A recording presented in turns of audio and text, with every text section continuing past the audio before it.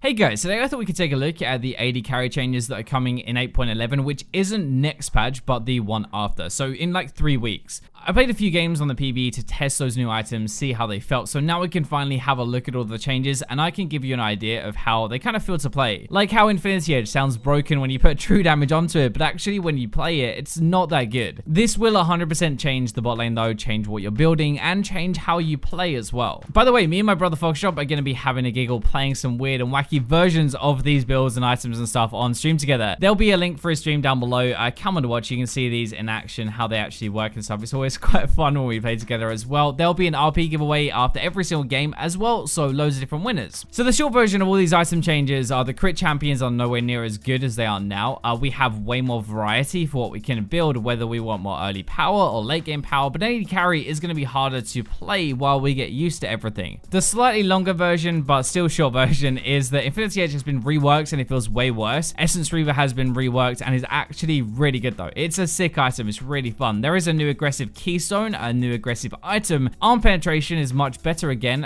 Crit builds are more expensive and not as good, and all AD carries have a bit more health but less health regen. So let's go into the actual proper changes and stuff. Hale Blades is the new aggressive keystone that is in the domination tree. Even though it's in domination, it is redesigned for AD carries. You're going to be getting 50 to 100% attack speed for the first 3 attacks against an enemy champion. You do actually have to attack within 1.5 seconds of each auto to keep the buff rolling though. There isn't a cooldown, which is really good, but you do have to leave combat for 5 seconds to reset it. This is so powerful as a keystone, it's really good. We lose a lot of our burst as an AD carry now with the new item changes, so if you want to go a bit more aggressive, you take this, you get 3 hits off straight away. It's so good. The attack speed on this is no joke either, it is a lot. Some way through the lane phase, like partway through it, you're going to be attacking as fast as if you had rapid fire cannon and shiv together, which is nuts. Obviously you don't get the other stuff on top, like you don't get the burst or anything, but you do get the attack speed. And the other good thing, as we said, for laning at least, is there is no cooldown. You're going to have to stop hitting minions or whatever for 5 seconds, but that's not too difficult, and then you watch the little timer expire and then it's ready to go again. I've tried this on a few different champions on the PvE and you'd be surprised how good this actually feels when you're using it in game. It's way more aggressive, but the payoff is definitely there. The other insane part about this PvE patch is the Essence Reaver rework. It is busted 100%. I'm calling it. It is way too strong. The cooldown reduction is up to 20% because it doesn't give crit anymore, and it actually doesn't give you cooldown reduction based on crit either. Every auto attack does give you 1% of your missing mana, so you are going to be having some mana regen that way. The new part, the busted part though, is after your ultimate, your next auto attack gives you a buff for 8 seconds. Now that buff gives you 30% attack speed, and basic attacks refund 20% of the remaining cooldown on your other abilities. It isn't immediately active after your ult, by the way, either. You do have a 10-second window to auto attack someone to activate the buff. Now this feels much better than it looks, and I honestly love this item. It is so fun. It fits into almost any build and it can be useful. I'm not joking. Any champion. On some it is insane, but on a lot it is just good. Rushing it feels quite good, 70 AD, and you can use your abilities way more with the passive. Using them more early into a game is a massive difference. Like late game, it is about auto attacks, right? You just auto, you kite, but early it's more about abilities. They're a bigger chunk of the enemy's health. So you've got like your standard Lucian, Misfortune, the ability based champions. They press R. Next time they auto attack, they start this passive and they can use their damage abilities, their Q, their E, whatever way more. It also really synergizes though with the attack speed because you have faster autos, some more autos, more cooldown reduction, and more abilities. Weirdly, it works on people like Sivir in a crit build late game. You press your ultimate, then you basically have your W up permanently throughout the fight. Tristana is even weirder. You push them away with your ultimate, but when you do hit them, you'll be having 100% uptime on your Q attack speed steroid. You can jump more often and use more explosive charges as well. This looks like it's one of those things that is only going to work if you have spot on synergy with it, but actually how it is for now on the PvE, when I was testing it, it slots into a lot of different builds really well, and it's such a strong item. I would say so far, after testing everything on the PvE for the AD carry item changes, this is the strongest item by a mile. Even stronger than Stormrazor, which is the new item. It costs 3,200 gold, and everybody thinks this is going to be broken. It is really good, but it's not busted. It gives about 15 to 25 less AD than other big ticket AD items. It's only 55 AD on there, but it does give a bit of attack speed, 25%. The first passive, there are 2 passives on here which you really want. So first one, if you haven't attacked within 2 seconds, your next basic attack will crit. That is broken when you get this as like a first or a second item, but it falls off pretty hard. The other one is amazing late game though. You gain 35% attack speed and 8% move speed for 1.5 seconds every time you crit. So the biggest thing I noticed was like rushing this feels really good when you actually first get it.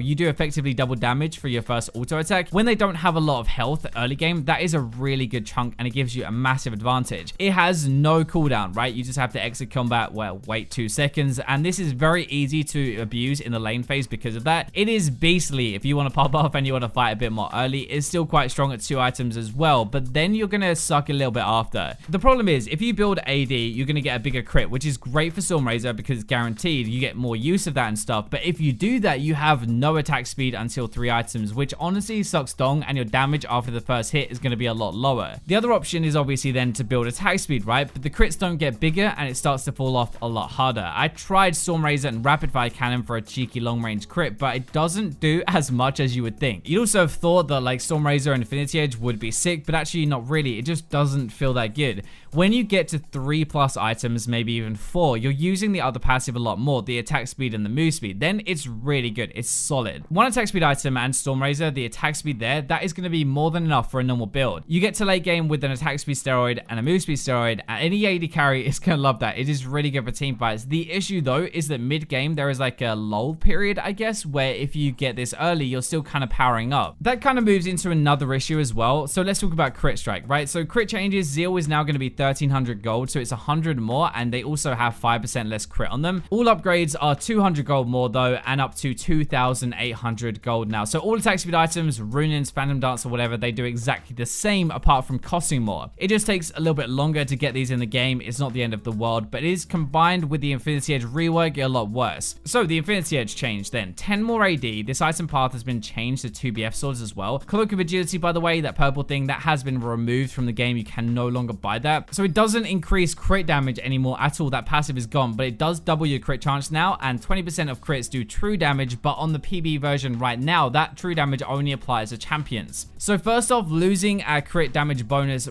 really sucks for early to mid game. You do not want this early anymore. It just feels really bad to have it. The true damage conversion isn't helping much because 1, they don't have much armor yet anyway, so bypassing that with true damage is not really going to do very much. Second thing is 20% of the crit damage, right? If you have no AD in your build already, that crit will not be doing that much damage in the first place. From what I can tell and what I have tried, getting our triple crit build is not as good anymore at all. We really want more AD in there to make our crits actually hurt now that the 250% passive has gone, if that makes sense. Also, with the whole Stormrazor deal, yes, you guarantee a crit, that is guaranteed true damage, but that crit does less on live servers, and Stormrazor only has 55 AD. It isn't really boosting your crits by that much on its own. It's not actually that good synergy apart from the first hit. What I think crit builds might look like a bit more is like Rapid Fire Cannon and Infinity Edge. That is 60% crit now, which is quite good for 2 items. It frees us up to build other things. 60% should be enough so we can grab more arm pen or more lifesteal earlier into the game. Also, you can actually boost that to 80% with a cheeky crit by getting a Brawler's Glove, the thing that costs 400 gold. Late game, you can't do this because your inventory will be full, but like otherwise, 400 gold for 20% more crit to go up to 80%, that is a really good deal. I don't know, guys, it just doesn't feel like it does much damage anymore. It's hard to explain, but it doesn't feel good unless you've got a lot of other items already in your inventory. I know that is the idea anyway, that's what Riot wanted, but maybe the whole like crit builds are good for late game only now went a bit too far with this because it doesn't feel that good early. It does actually affect another thing with Fleet Footwork, which is also getting a nerf. The move speed now scales throughout the game. You can't be using the move speed as much to get like away and stuff, so AD carries aren't as safe. They can't run away or kite as easily. The healing is the same, that's really good, but remember that Fleet scales with crit. It heals for 40% more if that auto attack crit. There is also another 20% on top of that heal if you have Infinity Edge, so if we go down to 60% crit builds, we aren't going to be healing for as much on average either. We'll be losing quite a lot in team fights. There are a couple of other AD carry stuff as well, so like Last Whisper has been changed. It gives total arm penetration now, which is really good for a crit build. It's 10% for the basic version and 35% on the upgraded version. They actually have 10 less AD and they do cost 200 more gold though because they are better now. So you know how hardly anybody buys Last Whisper on this season anymore, like rarely ever anyway, and only versus massive super tanks, otherwise they just get a Guardian Angel or Lifesteal. Well, that is because they changed it all to bonus arm penetration, meaning that it only reduces armor from items or runes and stuff like that. Most champions right now do not actually build armor, meaning Last Whisper does hardly anything. It bypasses hardly any armor unless you're facing a massive tank. Now it is back to total armor, so it reduces base as well as items and stuff. That is much